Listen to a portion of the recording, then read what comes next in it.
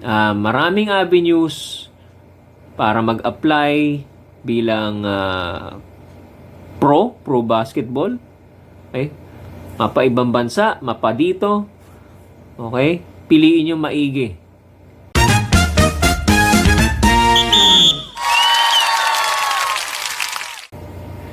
Magandang araw mga katokers, mga katokis, mga katoshis. Welcome naman po sa ating panibagong vlog dito sa Talking Toshi Sports.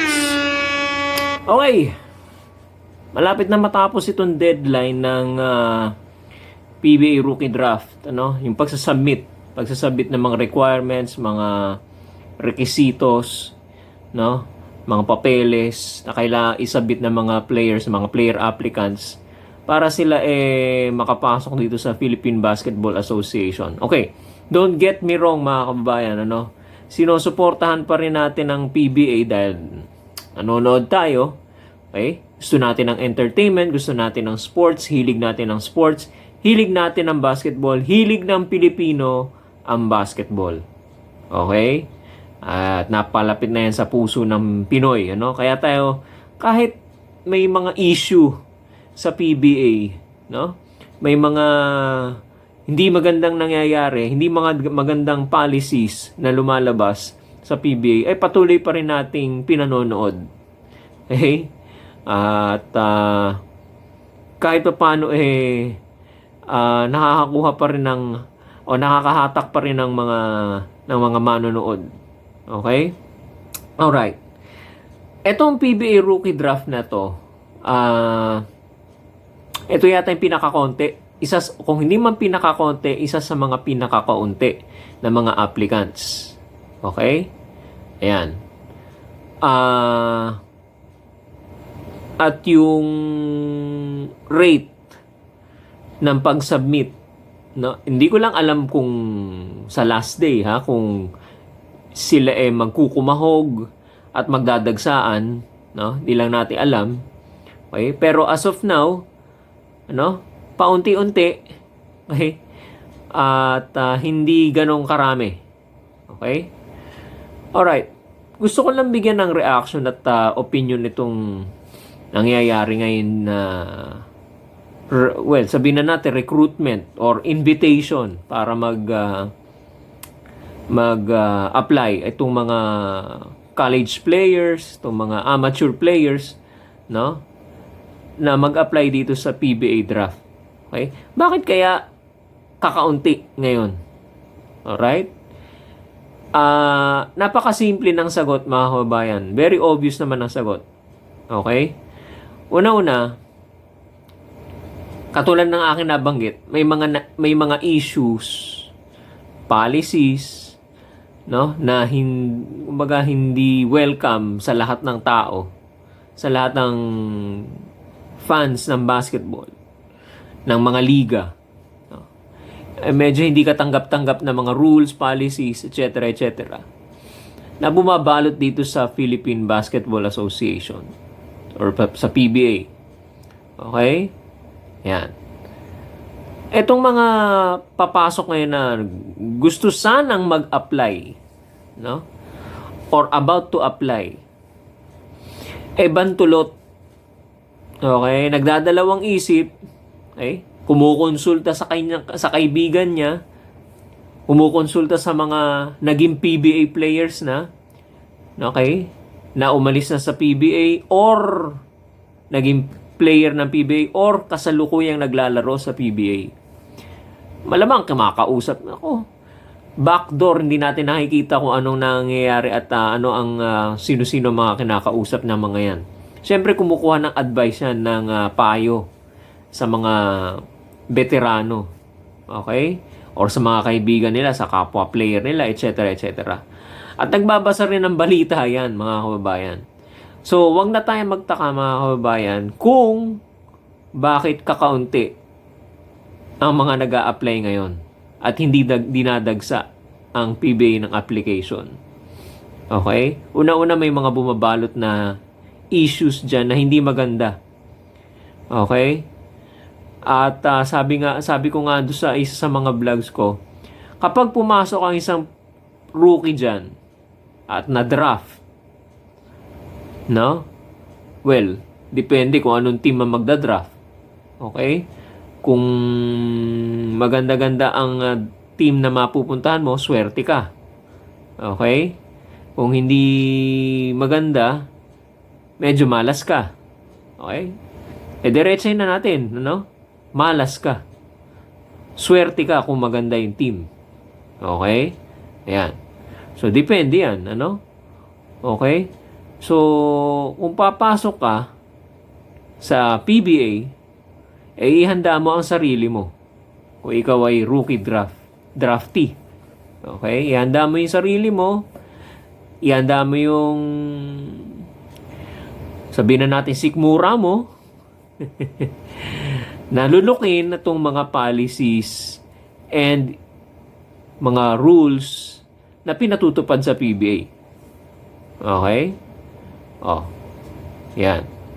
So, dapat nakahanda ka sa mga yan. Papasok ka sa isang baga sa trabaho, factory, pagawaan, pabrika, sa isang kumpanya na alam mo namang ganito ang mga nangyayari, ganito ang policy, ganito ang rules, na kung minsan, sabi na nga natin, hindi minsan katanggap-tanggap, unacceptable sa ibang mga fans, sa mga manonood ng basketball, pumasok ka pa rin, take the risk. Yan lang ang may papayo ko sa mga draftee, no? Sa mga papasok na rookies at magpapadraft niyan sa PBA, ano? Alright. Pangalawang punto ko sanang gusto kong raise, ano? Bakit konti? Okay? Bakit konti? Marami na kasing avenues, marami na kasing liga, no? Marami ng avenues na pwedeng puntahan yung mga amateur players ngayon ng Pilipinas. Okay? In fact, hindi na kanila kailangang mag-apply at ipresenta yung kanilang sarili. Okay, bakit? Yung mismong foreign team, yun ang kumukuha, yun na mismo ang nagre-recruit. Sila na nakikiusap, sila na nag-o-offer para maglaro yung mga Filipino players. Kanina meron ako napanood, no, sa isang sports channel, di ko nababanggitin. Guest nila Japanese coach. Okay? Ito hindi basketball, volleyball. Okay? Napanood ko. Okay? Tinanong ng host, ano ba nakita mo sa player sa volleyball? Gano'n? Na mga Pilipino, na Pinoy. Kasi pati yung mga volleyball players natin, doon na naglalaro. Kung minsan, nag-i-import sila doon, ano? Nagiging import. Sabi ng Japanese coach, masipag ang mga Filipino athletes. Okay? At madaling turuan. Magaling na rin. Okay? Magaling na rin. Okay? At may disiplina. At madaling, coachable. Ika nga nila. Madaling turuan, coachable. Flexible din. Okay? Yan. Yan ang Pinay athlete or Pinoy athlete. Okay?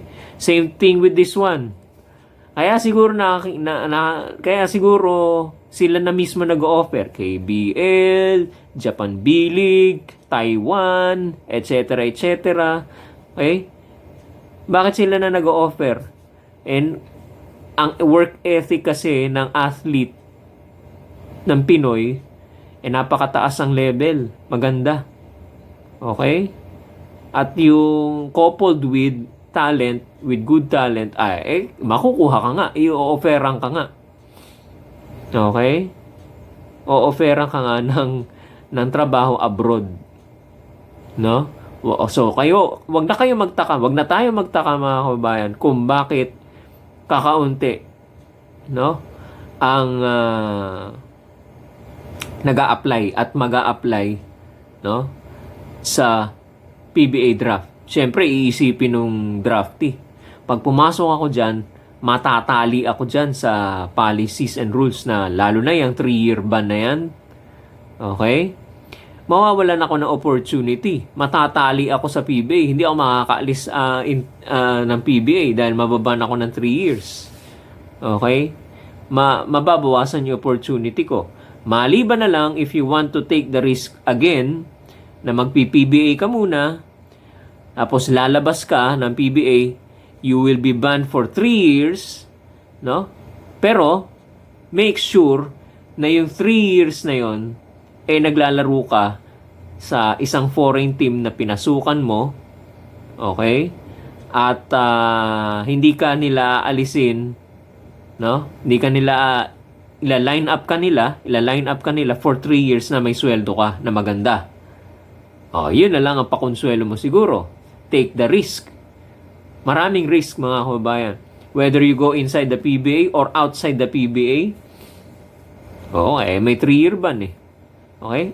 Ngayon may balita pa. May limitation na sa playing time sa mga Asian imports. No? Okay, paano ngayon yan? Okay? So, ayan, magkabi-kabila na ang mga limitations. So, kailangan talagang mag-isip ng maigi itong mga draftees ng PBA. Okay? Hindi ba katulad dati, mga 80s and 90s, wala pa masyado, hindi pa masyado, para kang no choice. Pagkas mo ng college, pagka professional lang pinag-usapan na basketball, PBA agad yun. Okay? Okay, ngayon may MPBL pa. Okay? Plus foreign leagues, Foreign Asian leagues. So marami pupuntahan yung mga bata, no? So yung mga bagong mag-a-apply ngayon, mag-isip-isip po tayo. Mag-isip-isip mga iho. Okay? Maraming avenues para mag-apply bilang pro basketball. Okay? Mapa ibang bansa, mapa dito. Okay? Piliin yung maigi. Okay? Saan malapit ang puso ninyo? Okay? Career ba ang gusto nyo unahin? Self-improvement sa laro? Okay? Or more on the side of gusto nyo munang kumita? Okay? Wag na natin itanggi. Gusto natin kumita ang lahat, no? Okay? Kaya nga, iisipin mo, i-assess mo yung sarili mo. Ano bang klaseng player or what type of athlete am I? Ako ba more on the monetary side? Okay? Pinahalagahan ko. Baka naman kasi kaya monetary side, may pinaaral siya, nakapatid, may ginugugulan siyang gastusin sa pamilya, or kaya yun ang priority niya. Okay? Or baka naman stable na yung kanyang wala naman siya masyadong financial problem. Gusto niya self-improvement sa skills niya, no? So, hindi niya magiging priority yung monetary value. Okay? So, timbang-timbang lang din yan, So, kung mabigat ito, dito ka. Kung ito mas mabigat, dito ka. Okay, kaya lang, meron kang kakaharaping mga limitations. Ihahanda mo talaga yung sarili mo. No? Okay? Pangatlong punto, gusto ko maiparating sa inyo mga kababayan. Marami nagrereklamo. Pati nga si commissioner nagrereklamo At nakiusap na sa UAAP na wag sana o payagan sana itong mga graduating students, mga college graduating students na mag-apply na, makapag-apply na at possibly makapaglaro na doon sa kukuhang team sa kanila, no? Graduating students na mag-apply na dito sa PBA. Politely tinanggihan ng UAAP, no? Na hindi pwede, kailangan tapusin nila yung studies nila, no? Matapos sila, makagraduate sila bago sila makapunta sa pro, sa PBA specifically. Okay?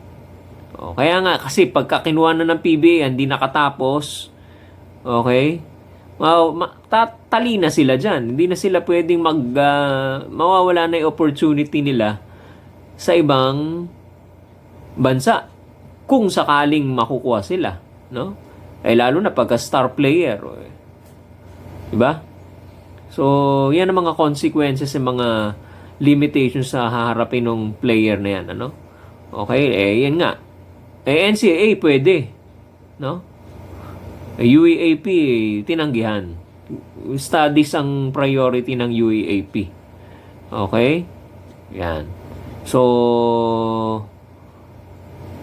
gano'n talaga. Nasa crossroads nga. Sabi nga nila, no? Sangandaan. Diretso, kaliwa, kanan, o atras ka muna. Yan, ano? Okay? Kaya yung mga nananawagan na dito na kayo sa PBA, konti pa lang kami. Bakit konti pa lang? Gusto nila maraming mag-a-apply. Marami mag-a-apply. 120 ang mag-a-apply. Wala namang pupuntahang teams. Ilan lang ang teams siya? 12. Ni ayaw magdagdag ng team. Expansion team. Okay? Saan pupunta yung mga yan? Eventually, mapupunta lang yan doon sa mga teams na lagi nasa ibaba. Okay? Pangalanan na natin. Blackwater, Terra Firma, okay? Phoenix, okay? Northport, okay? Yung mga lagi nasa ibaba. Okay? Tapos, hindi madalas nagka-qualify sa playoffs, hindi nakakarating ng finals. Ang moral niyan, syempre, okay? Ano ba to? 5 taon na akong nandito sa team na to, hindi pa kami nagcha-champion. Lagi kaming nasa ibaba. Cellar dweller kami palagi. Okay? So, ano gagawin niya? Masisisi mo ba yung player, yung draftee kung aalis siya ng PBA? Okay, kasi may mga players gusto nila makakuha ng championship ring. Not the monetary, minsan hindi naman monetary. Gusto nila makapag-champion. Okay? Paano lalo na kung yung player na yon nasanay na maging champion ng collegiate, paano ngayon yan? Isinabak mo dun sa team na hindi nag-champion. Hindi nagpapanalo. Hindi mamaninibago yan. Okay? So, yan ang mga consequences, mga kababayan, ng maaaring kaharapin ng player na papasok sa PBA. Hindi natin sinisiraan ng PBA, ha? Okay? Sinasabi lang natin yung mga flaws. But we'll still continue to watch, of course, the PBA, ano? Pero syempre, pagka may mali, no? Pagka merong hindi maganda sa panlasang Pinoy na PBA fan, na basketball fan at that, magsasalita tayo, no? Yan. Okay? So, yan ang mga punto na nakikita ko dyan, mga kababayan. Kaya konti ang nag-a-apply. So, kaya siguro, wag nyo na muna siguro pilitin yung iba kung ayaw. Kung kukonti, di kukonti. Bakit naman yung pipiliting paramihin? Kukonti lang din naman ang teams dyan. Okay? Iba pag napunta naman napunta naman sa powerhouse team. Yung SMC at saka MVP group of companies. Pag doon naman napunta yung player, playing time naman ang problema. Doon naman sa mga cellar dwellers, nakakapaglaro nga, hindi naman nakakapag-champion. Paano ngayon yan? Diyan naman napapasok yung parity. Okay? Diyan naman papasok yung parity, mga kababayan. Okay? Yung pantay-pantay na mga strengths ng teams, hindi napapatupad. Obvious naman. Okay? So, ayan. Yan ang mga puntos, mga avenues na dapat tignan ng mga applicants, draftees. Okay? At pag nakapasok sila, naibigay mo na yung application form at tinanggap ka, no? At magpi-PBA combine ka na. Okay? Ihanda mo na yung sarili mo sa mga kakaharapin mong consequences. Swerte ka kung halimbawa makapasok ka sa independent teams. Rain or shine, ito isa sa mga nakikita kong maganda makapasok ka. Okay? Coach Yeng Giao, bibigyan ka ng playing time, matututo ka. Yun ang nakikita ko. Okay? Hindi ko naman sinasabing wala kang matututunan doon sa iba. Matututo ka rin, pero as compared sa culture at policy na ipinatutupad sa Rainer Shine, mas nakikita ko mas matututo ka kay Coach Yeng Giao. Yan. No? May Converge pa. Yung Converge, medyo may problema rin sila dyan. Anyway, titingnan natin kung paano nila didiskartehan yan, mga kababayan. Okay, hanggang dito na lamang po muna siguro. At kayo mga katokers, mga katoshis, ano ang opinion nyo rito? Okay? Agree po ba kayo sa akin, sa mga thoughts ko? Or disagree po kayo, mga kababayan? Ano po ang saloobin po ninyo tungkol dito sa mga papasok na mga players? Ano maipapayo ninyo sa kanila? Sa kanya? Okay? Tama bang ngayon na sila pumasok o sa mga susunod pang mga taon ng drafts? Okay? Alright, mga kababayan, ganito na lamang po muna. Sa mga bagong pasok, huwag niyo po kalimutang mag-subscribe sa ating YouTube channel, Talking Toshi Sports. Maraming salamat po at magandang araw po sa inyong lahat. Thank you very much. Bye-bye.